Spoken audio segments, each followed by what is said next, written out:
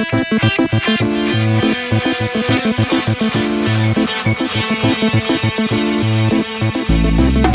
haut des cimes, de la forêt de Roanne, du salon à la cuisine, dans toutes les cabanes, ça mène, toujours le doux refrain, orchestré par des hommes, matraque à la main.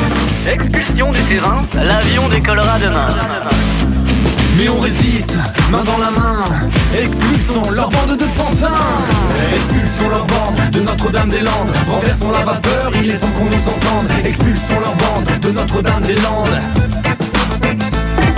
Leur bande de pourris, à la pote de Vinci. Leur bande de technocrates, socialo-démocrates. Sur nos terres, pas d'aéroport, pas de béton pour ces gros ports. Avides de spéculation, t'as réfléchi et ton pognon. Jamais ne nourrira nos gosses. Face à vous, on restera féroce. L'heure est de retour à la terre. Expulsons leur bande mensongère. Expulsons leur bande de Notre-Dame-des-Landes. Renversons la vapeur, il est temps qu'on nous entende. Expulsons leur bande de Notre-Dame-des-Landes.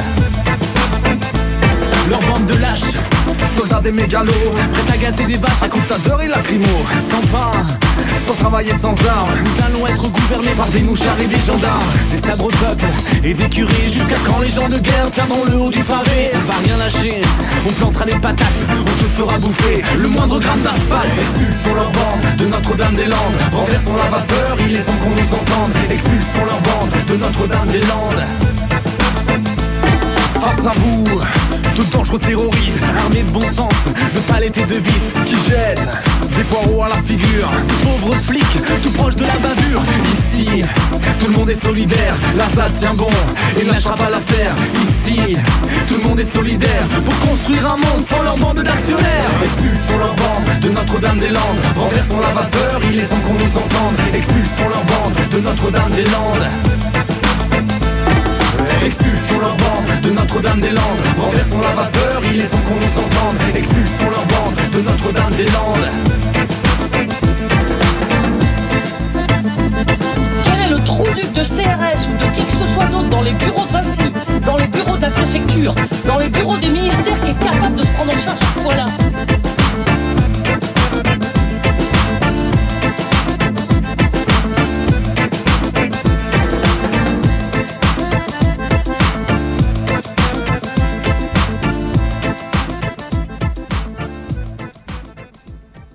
Vous êtes à l'écoute de l'émission Civis Pacem sur Radio Libertaire et nous sommes en train de parler avec de la ZAD de Notre-Dame-des-Landes, avec des personnes qui sont allées, des militants, des gens qui participent déjà depuis quelques années à cette lutte et qui reviennent justement de ce que on a appelé le chant des bâtons, le chant de nos bâtons. Alors, est-ce que Hugo, tu as apporté aussi ton bâton là-bas le 8 octobre. Disons que je l'ai fabriqué sur place, parce que des bâtons à Paris, finalement, ça court pas les rues.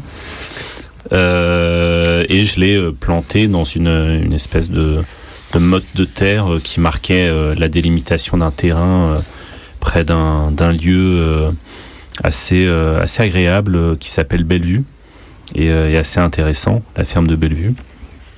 Et ce qui était assez drôle, c'est que tout le monde venait avec des bâtons assez bigarrés, même des fois très colorés. Il y avait des gens très créatifs.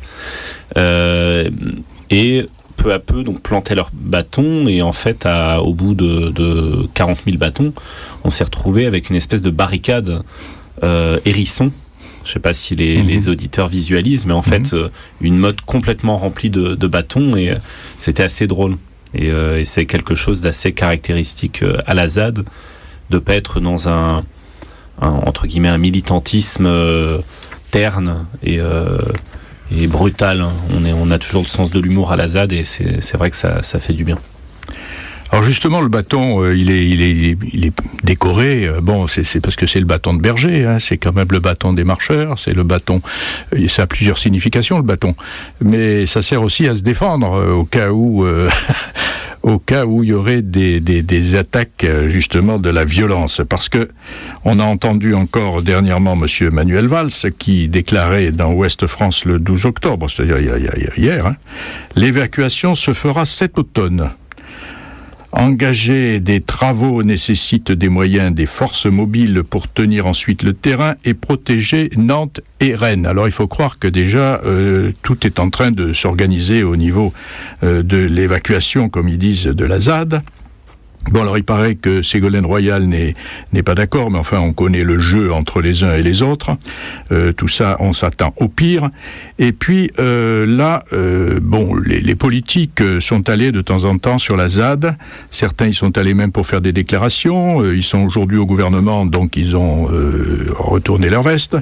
Mais enfin, il y en a quand même qui restent assez fidèles. Et j'ai vu une déclaration de Michèle Rivasi, que j'ai connue lorsqu'elle était présidente de Greenpeace, et dont je fais partie, et qui quand même a dit « Je viens en tant que pacifiste ».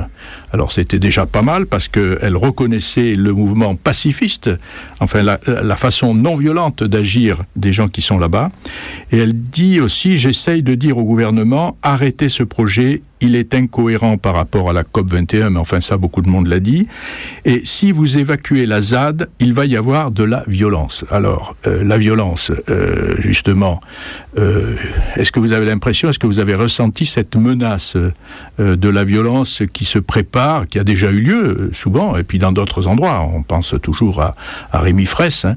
Est-ce qu'on la ressent, cette violence, Renaud ? Tu parles de la violence de quoi ? De l'État ? De l'État qui menace. Est-ce que là-bas, les gens sont inquiets ? Il y a des raisons d'être inquiets, oui, quand il y a des déclarations quand il y a eu ce référendum le 26 juin, ensuite les déclarations du gouvernement pendant l'été qui disaient que ça allait se faire à l'automne, et ensuite là Manuel Valls, donc je sais plus, c'était ce week-end, qui redit qu'il va le faire. Oui, ça suscite des réactions et surtout de la préparation. Et du coup, oui, il y a quelques bâtons pour leur mettre des bâtons dans les roues, quoi, qui sont actuellement sur le sol de la ZAD, ouais. Alors, bien sûr qu'il y a quand même toute une organisation qui se met en place pour essayer de dire, comment on va résister si vraiment ils veulent passer à l'action. Comment, au cas où ils réussiraient à occuper une partie de la ZAD ou totalement la ZAD, comment on s'organise après ? Parce qu'il ne faut pas croire que les gens qui ont lutté jusqu'à présent, ils vont se disperser comme ça et puis rentrer chez eux. Je crois qu'il s'est formé là-bas une communauté d'esprit qui fait que les gens maintenant se sont enrichis aussi sur place par le contact des uns et des autres. Alors, il y a notamment un petit journal, une radio qu'on connaît bien aussi, Radio Zinzine, qui se passe dans le sud-est de la France et qui publie Lire déchaîné. Alors justement, dans des derniers numéros, puisque je suis abonné aussi à cette petite feuille de chou, ils disent l'appel de la ZAD face aux menaces d'expulsion. Alors qu'est-ce qui va se passer ? Appel à la vigilance, bien sûr. Il ne faut pas que les gens s'affolent et croient tout ce qu'on va leur dire sur les médias, parce qu'on est en train de préparer l'opinion publique justement à tout ça. Donc pour prévenir toute attaque, on sait que l'on peut compter sur la multiplicité des soutiens et sources d'infos, etc. Mais attention, il y a quand même un site plus ou moins, disons, officiel, même si le mot de la ZAD, alors je crois qu'il faudrait le rappeler, là, je retrouve plus exactement vous l'avez, le terme du... Ouais, c'est zad.nadir.org. Voilà, qui est le site. Zad.nadir.org, hein.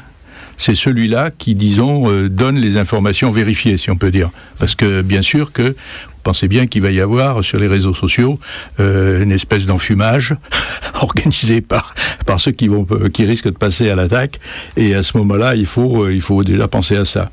Et alors, ils disent aussi comment on doit se comporter dès le premier jour de l'opération, coordonner les actions, etc., etc. Bon, il y a quand même... Mais on imagine bien que si les gens qui sentent qu'ils risquent d'être attaqués se préparent, de l'autre côté, on se prépare aussi. Alors, dans ce cas-là, qu'est-ce qu'on peut dire, nous, aux gens, si ils apprennent qu'il se passe quelque chose ? Qu'est-ce qu'on leur conseille ? Pedro a peut-être quelque chose à dire à ce sujet ?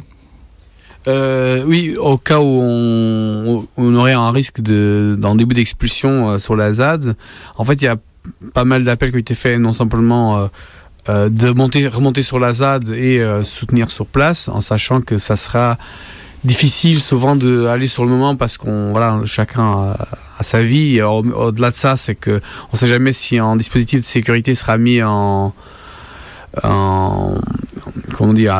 très vite et qu'on puisse pas arriver à la ZAD au moment qu'on veut parce où l'autoroute est bloquée ou la route on peut pas accéder. Mais quand même à Paris, je parle ça pour nous qu'on est à Paris, il y a un appel dès qu'on sait qu'il y a une expulsion, on se retrouve tous à 18h30 dans le métro de Belleville. Voilà. Il y a un appel. Si au cas on sait qu'il y a une expulsion, le risque, on ne sait pas quand est-ce que ça sera. L'appel a été fait et on a eu l'information par Lutte Info et d'autres sites aussi qui ont C'est le soir même, non? C'est ça? Le soir même, le jour même, on saura que l'expulsion est en train d'être faite. Rendez-vous à 18h30 au métro Belleville. Voilà. Alors je pense qu'il y a des rendez-vous comme ça qui ont été donnés dans plusieurs villes, dans plusieurs endroits. Donc le but, c'est de se regrouper pour faire le point, avoir des informations précises, ne pas céder à la propagande qui va être mise en place pour décourager les gens. Et à ce moment-là, c'est dans cette réunion que seront prises les décisions pour savoir comment réagir, qu'est-ce qu'on peut faire pour soutenir ceux qui sont restés là-bas, ceux qui risquent d'être encerclés. On ne sait pas comment ça va se passer. Et à ce moment-là, comment les aider, comment communiquer et comment avoir des informations.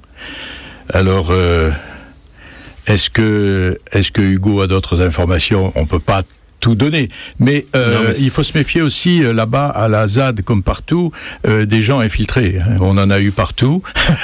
Il est bien évident que la police, la gendarmerie a certainement pris les services spéciaux qui agissent partout dans le monde avec grande efficacité quand il s'agit de l'extérieur, mais aussi de l'intérieur. Oui, on va pas, par exemple ici, détailler la manière dont la ZAD pourrait se défendre. Mais ce qui est sûr, c'est que la ZAD va se défendre. C'est-à-dire que les gens sur la ZAD, on parlait d'un grand nombre de sensibilités à l'intérieur de la ZAD, mais tous se défendront. Aucun ne se laissera déraciner de la ZAD. Et tout le monde est préparé. Beaucoup de gens ont déjà vécu l'opération César. Et on leur fera pas avaler le même type d'expulsion, quoi. Ils y sont préparés. Par contre, si on imagine que la ZAD est un peu un laboratoire en fait des luttes à venir, c'est aussi un laboratoire de la répression, malheureusement, parce que par exemple le temps où on y était, ce qu'on a pu observer, c'est que des hélicoptères tournaient autour de la ZAD systématiquement, pas uniquement au moment du festival, mais aussi après. Et quand je dis systématiquement, c'est-à-dire qu'ils quadrillaient complètement la zone à défendre avec caméra. Et dès qu'ils observaient un regroupement un peu plus important, ils tournaient de manière plus insistante. Il y a des gens aussi de certains lieux qui sont occupés depuis pas très longtemps, ou réoccupés, on va dire, qui nous ont signalé des drones. Et c'est quelque chose que maintenant on a un peu l'habitude de voir dans les manifs parisiennes, mais il est évident que là le gouvernement va servir de la ZAD un peu comme un champ de jeu, on va dire, pour tout le type de répression et de contrôle. Donc je pense que la solidarité qu'on peut avoir avec les gens qui seront sur place ou qui iront sur place, c'est aussi de se préparer à lutter avec les moyens adéquats par rapport à ce genre de répression, qu'il soit pacifiste ou pas d'ailleurs. Mais quand on a un drone au-dessus de la tête, il faut bien y réfléchir, quoi. Qu'est-ce qu'on fait? Comment on se cache? Et donc j'amène nos auditeurs qui iront peut-être sur place à réfléchir à des solutions. Après, juste pour finir, là-dessus, les gens de la ZAD ont bien insisté sur le fait qu'ils sont prêts à accueillir tous les gens qui viendront. Néanmoins, ils invitent les gens à agir de manière délocalisée. Notamment à Paris, c'est le centre du pouvoir. La France est un pays jacobin qui concentre à peu près tous les sièges sociaux à Paris. Et ils appellent même à des actes de sabotage un peu partout en France. Voilà. Alors, vous savez que le sabotage est très condamné en France. Donc, c'est des termes qu'on évite d'utiliser, même si la résistance l'a utilisé contre l'occupant allemand, et ensuite ils ont été décorés. Mais aujourd'hui, rien que ce terme est disons, condamnable. Ce qui ne nous empêche pas de le désigner de façon différente. Hein. On ne fait que relayer l'information. Voilà. Mais il est bien évident qu'il va falloir faire des opérations de blocage, qu'il va falloir faire des opérations, disons, d'information aussi, pour dire exactement ce qui se passe. Et heureusement que nous avons aujourd'hui quand même des moyens, même pour prendre des images, qui ont beaucoup servi pour révéler certaines choses, même devant la justice, et pouvoir enfin dénoncer, par exemple, toutes les violences policières qu'on a pu connaître ces derniers temps. Elles ont été dénoncées grâce aux images. Donc je pense que là, si eux prennent des images, nous avons aussi la possibilité d'en prendre nous. Et puis il y a aussi l'appui que peuvent donner certains intellectuels, disons de renom. Malheureusement en France, on les entend pas beaucoup en ce moment. Ni pour ce qui se passe à l'extérieur, ni pour ce qui se passe à l'intérieur. Alors là, heureusement, quand même, pour la ZAD, j'ai vu que Hubert Reeves, bon, qui est quand même pas quelqu'un de très très engagé, mais enfin, qui trouve quand même, lui, cet astrophysicien, il s'est associé quand même à une tribune qui a été publiée par l'association Humanité et Biodiversité, dont il est le président d'honneur. Et il écrit donc dans sa tribune: « Il est toujours possible d'arrêter un conflit destructeur de desseins et de valeurs démocratiques.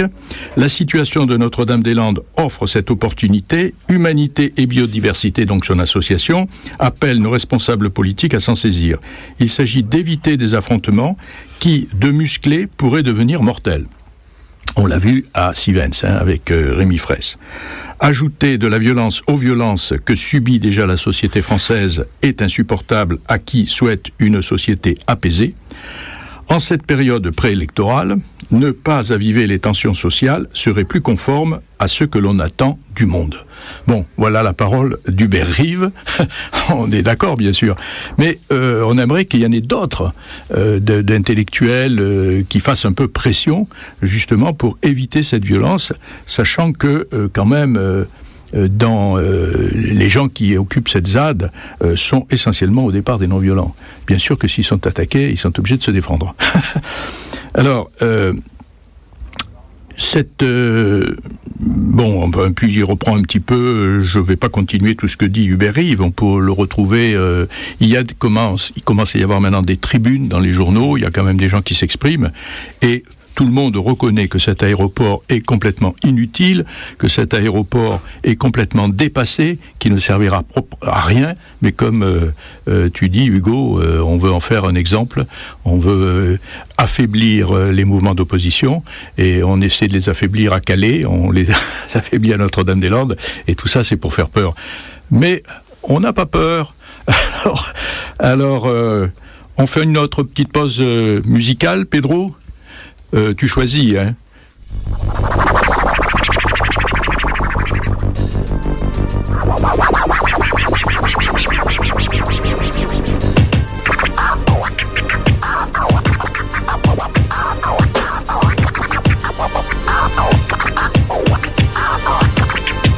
Appel aux consciences dont nos droits fondamentaux sont en danger. Quand ils ne voient ici qu'un bout de terre et du profit à engranger. Appel aux consciences quand la vie est menacée, qu'ils s'approprient une terre pour qu'ils puissent rentabiliser. Appel aux militants pour qu'on rappelle aux politiques l'époque du Far West c'est fini et qu'on braque pas la vie comme une de leurs diligences. Avis aux dirigeants, on bouge pas, on la défendre, on les couchera là où leurs avions devaient descendre. On veut pas de ici, pas du béton Vinci ni de la puanteur de leurs insignes. Désolé, j'insiste, la terre et notre maison ont cramé leur raison. Propose la mer comme horizon dans d'oppression pour bétonner un site arrêté. Déjà trop de mal de fait, qu'ils arrêtent ou pas les frères, on s'organise donc je répète, message à l'état, le désordre arrive, ils envoient les gaz, au final y'a que le vent de la révolte que leur méthode attise. Ce message est pour vous, vous qui luttez, vous qui ne faites que vous battre quand les stars restent au garde à vous. Vous qui restez déter, soutien à vous les RFR, c'est pour la ZAD et les luttes populaires qu'on soutient jusqu'au bout. Ce message est pour vous qui luttez, vous qui ne faites que vous battre quand les stars restent au garde à vous. Vous qui restez déter, soutien à vous les sœurs et frères. C'est pour la ZAD et les luttes populaires qu'on soutient jusqu'au bout. Respect à ceux qui luttent sur le terrain, construisent à peu près rien. Moral d'acier face aux bétonneurs que l'État sert bien. Force de l'ordre élevée en randonneur, la résistance désignée en casseur. Malgré la propagande, c'est clair qu'elle tient. Respect et total soutien, ce qu'on espère. L'abandon du projet 6 pieds sous terre, ça ou rien. De nos jours, c'est plus crédible là si l'État soutient le capital. Et au final, c'est bien souvent veni vidi vinci. On se bat contre ça et on se battra encore tant qu'aux volontés populaires ils s'opposeront au corps à corps. Tant que l'industrie polluera l'air, voudra s'approprier la terre ou faire que prolétaires désespèrent dans un décor hardcore. On résistera encore inlassable au créa, à la ZAD, à Paname ou ailleurs. On fera vivre nos buts, les rendant incassables. Le message dérange, ici la rage est dense, frère. On lâche pas la lutte à Notre-Dame-des-Landes. Ce message est pour vous, vous qui luttez, vous qui ne faites que vous battre quand les stars restent au garde à vous. Vous qui restez déter, soutien à vous les sœurs et frères. C'est pour la ZAD et les luttes populaires qu'on soutient jusqu'au bout. Ce message est pour vous qui luttez, vous qui ne faites que vous battre quand les stars restent au garde à vous. Vous qui restez déter, soutien à vous les sœurs et frères. C'est pour la ZAD et les luttes populaires qu'on soutient jusqu'au bout. Leur obstination fédère la lutte, mobilisation sévère accrue. La conscience populaire fait peur, t'as vu. Des milliards à brasser ceux dans tous les secteurs. Des patrons à flatter, des connards d'électeurs dans le fond rien à taper. On refuse cette logique, on prône le combat, la récupération, ce qu'on nous doit. Quand ils parleront de somme de nous 3, le déclin est chronique, on se prend en main, privilégie l'humain en fric de quelques-uns. Insurrection populaire contre une aberration légitime car l'État n'obéit qu'au patron. Véridique, zone à défendre, pas une idée quelconque, ça se propagera à chaque fois que le capital imposera sa vision. Ouais, l'État fait le con, on est tout à fait con. 2000 hectares féconds, enterrés sous le béton. Non, ils comprennent pas qu'on refuse. Ici y'a plus concret quand leur putain de projet n'est qu'une idée confuse. Quand leur putain de projet n'est qu'une idée confuse. Quand leur putain de projet n'est qu'une idée confuse. Quand leur putain de projet n'est qu'une idée confuse.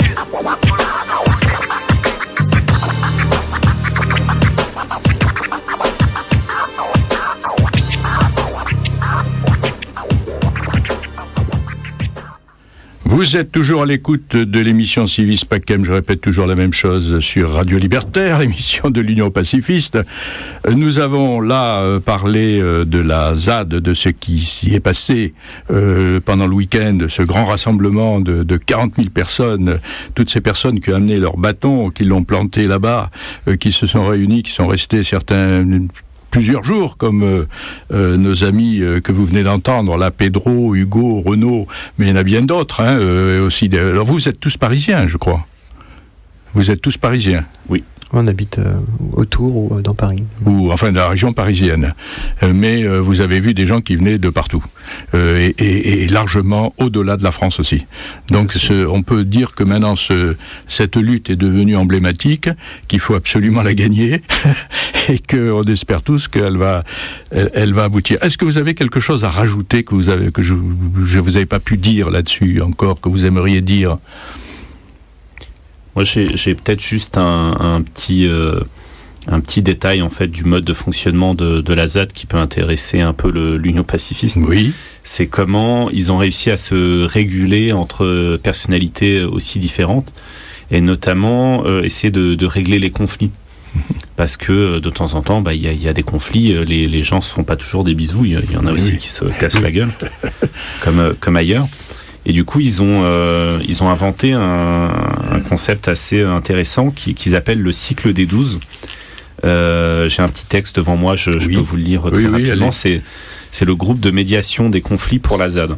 Ah. Donc le cycle des 12 intervient sur demande lorsqu'une personne ou un groupe n'arrive pas à trouver une façon d'aborder un conflit, lorsqu'un acte ou un conflit nous cause du tort plus collectivement.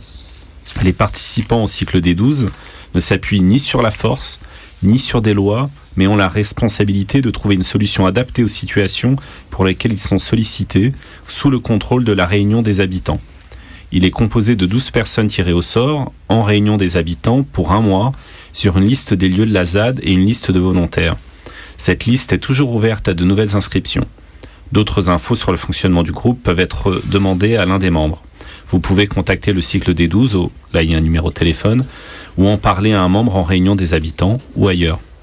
Et je trouvais que c'était intéressant de l'évoquer ici absolument à Civis Pacem, parce que ils ont réfléchi à un mode de fonctionnement où on laisse pas faire les choses, parce qu'il y a des comportements par exemple qui peuvent s'avérer sexistes, même si on l'a assez rarement décrit sur la ZAD. Les filles se sentent globalement plutôt en sécurité. tout cas plus en sécurité que dans les rues de Paris.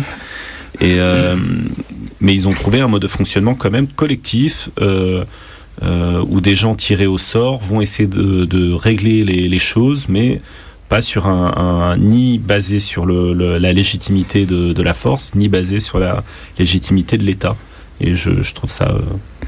c'est très important, oui. Renaud, oui. Oui, je voulais juste dire une petite chose, quoi, par rapport à en ce moment où, on sent vraiment que les thèmes de l'ordre sont vachement prédominants, que ce soit dans les médias ou partout, et que il y a certaines douceurs qui sont faites à l'endroit du fascisme partout en France à l'heure actuelle.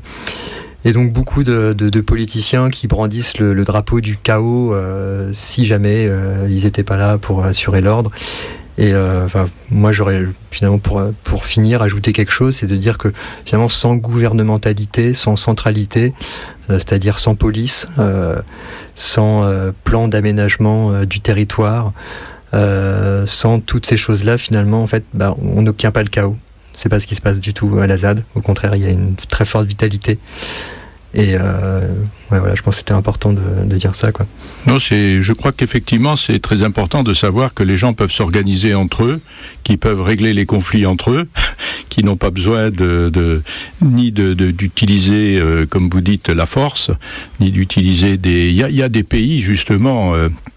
on nous dit, nous qui sommes des antimilitaristes convaincus, et où on nous dit que sans armée, on ne pourra jamais se défendre si d'autres pays nous attaquent. Il y a quand même des pays qui vivent sans armée, il y a quand même l'Islande, je reviens de l'île Maurice aussi, c'est une île où il n'y a pas non plus d'armée.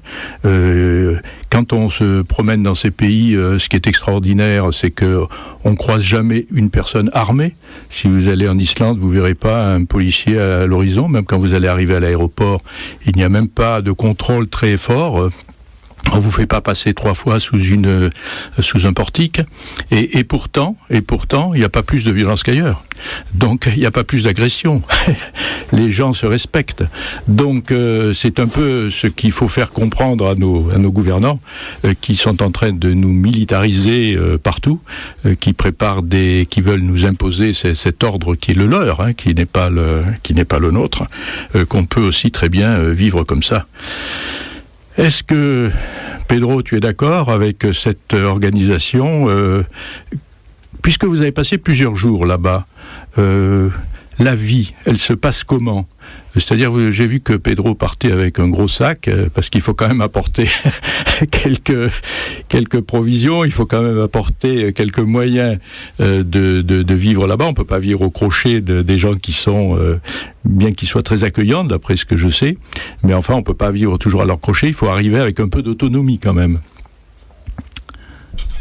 Effectivement, nous, comme on allait par notre propre initiative, on ne se sentait pas on n'était pas forcément... Il y a des gens qui ont des amis, ils sont déjà tendus, qui ont déjà un lieu où pour se poser.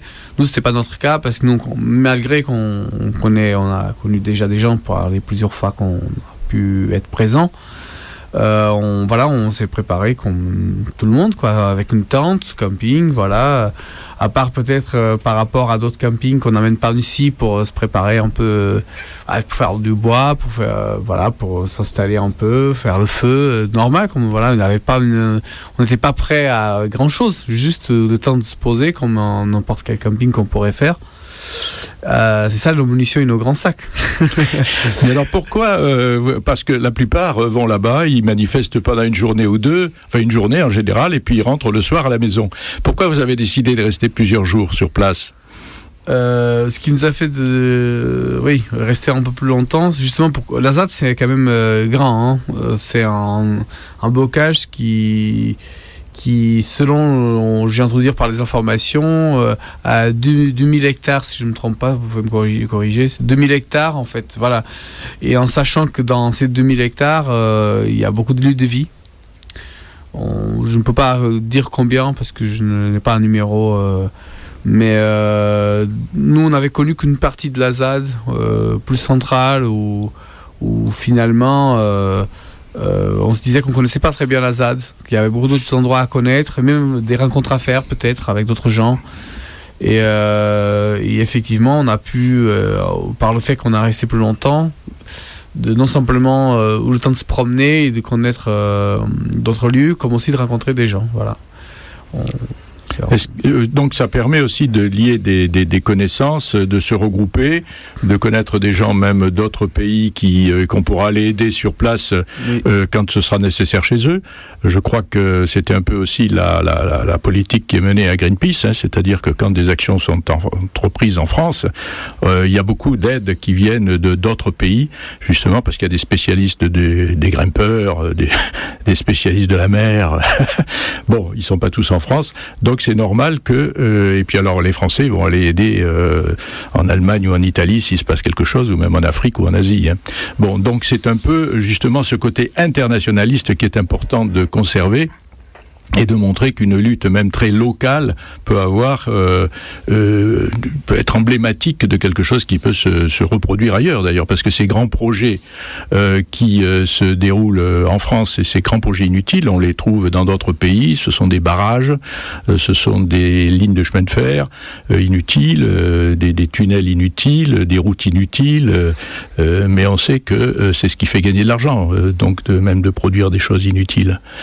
Donc je suppose que vous êtes tous les trois engagés dans cette voie. C'est-à-dire, pour rebondir sur ce que disait Pedro, que pourquoi on y est resté un peu plus longtemps, c'est que la ZAD c'est pas un festival, quoi. En soi, c'est pas bien qu'il y ait des moments de fête, c'est pas un lieu de fête, et du coup on est resté plus longtemps que ce week-end-là, qui était consacré à, d'ailleurs c'était pas dit comme un festival, quoi, mais un moment de lutte en fait, et de rassemblement, quoi.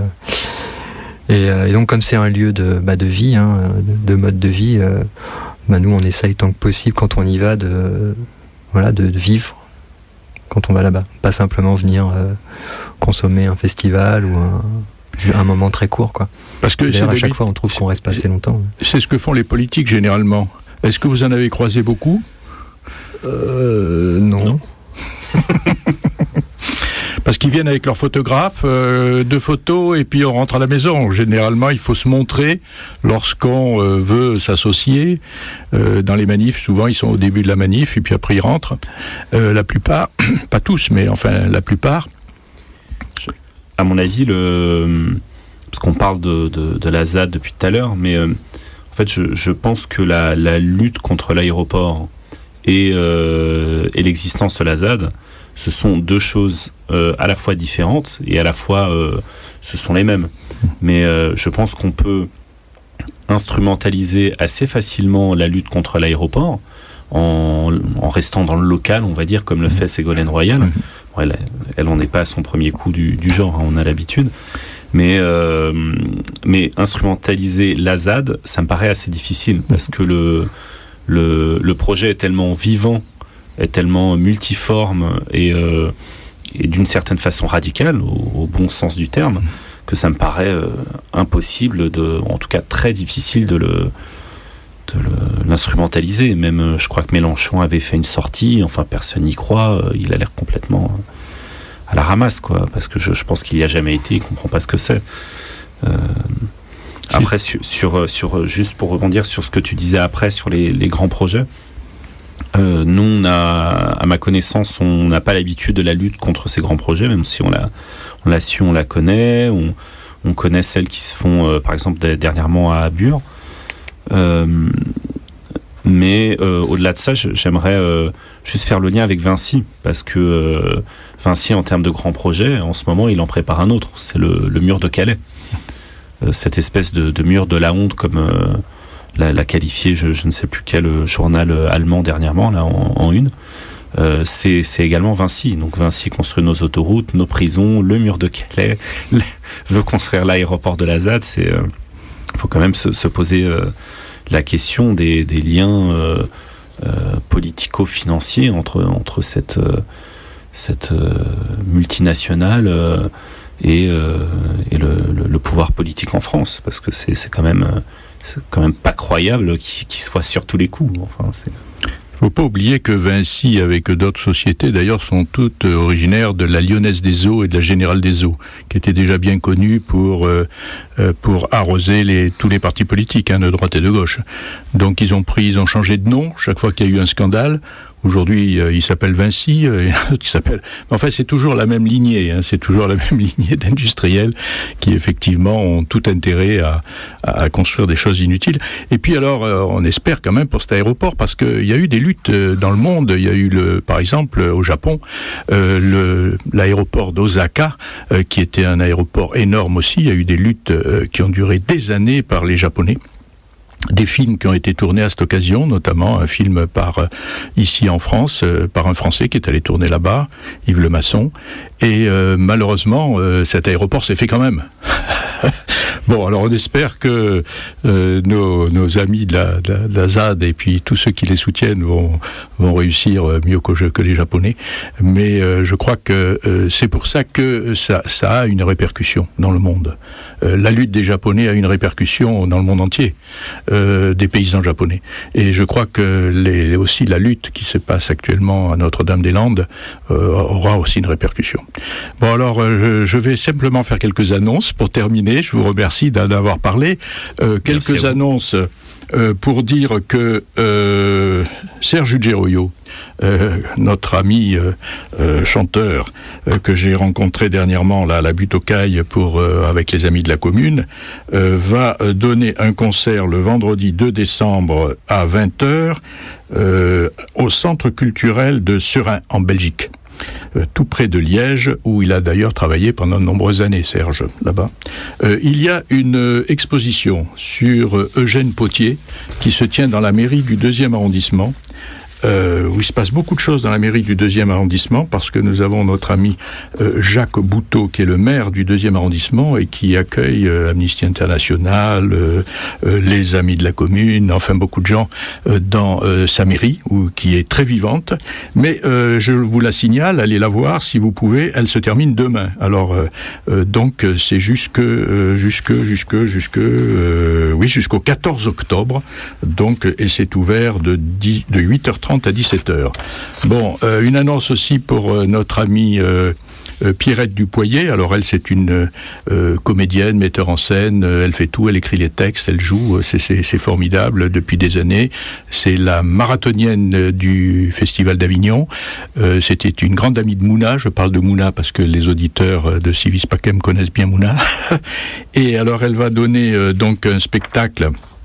Elle est toujours à travers le monde, mais là elle passe à Paris de temps en temps. Donc alors je regarde octobre, bon il y a déjà des dates qui sont passées, mais le 23 octobre et le 30 octobre, elle donnera son spectacle Marie Curie ou la science faite femme. Alors ça se tient au théâtre de la Contrescarpe, Paris 5e. Voilà, mais il faut réserver. Alors bon, là il y a un numéro 01 42 01 81 88. Voilà, mais sinon, on peut quand même aller au théâtre de la Contrescarpe, qui est plus grand que le théâtre où elle vient d'habitude, mais qui est près de chez elle, qui est la Vieille Grille, un très très beau théâtre où il se passe aussi pas mal de choses. Et puis, j'ai reçu ce matin de Pedro une information, donc je la donne tout de suite. Le samedi 16 octobre, Pedro, tu me corrigeras si je me trompe, le dimanche 16 octobre à 14h, il y a une contre-manif de la manif pour tous, enfin la manif pour tous là. Oui, donc, effectivement, il y a une contre-manif, contre la manif pour tous. Et parce que, en fait, je vais juste dire une chose, parce que tout à l'heure on a dit que le rassemblement au cas où il y aurait une expulsion de la ZAD serait à 18h30.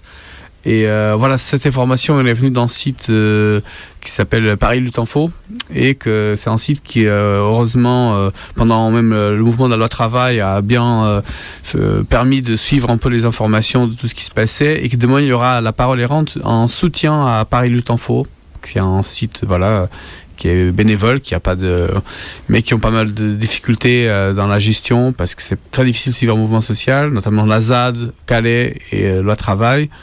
Et qu'il y aura demain soir aussi, à partir de 18h30, 19h, à la parole errante, en une soirée de soutien à Paris Lutte Info. Bon, bah alors il nous reste, Pedro, à te remercier pour ton travail. On remercie aussi Hugo et Renaud. On va se quitter dans cette émission. Bon, avec nos encouragements. Moi, je suis pas encore allé à la ZAD. Hein, c'est pas bien. Hein. Mais bon, le bocage est magnifique. Hein, il faut que tu ailles faire un tour. Mais je soutiens tous ceux qui y vont et puis j'espère y aller bientôt dans des conditions. En espérant que ça dure et que justement ils vont se casser les dents et qu'ils n'y arriveront pas à expulser cette ZAD. Bon, merci à tous, à la semaine prochaine.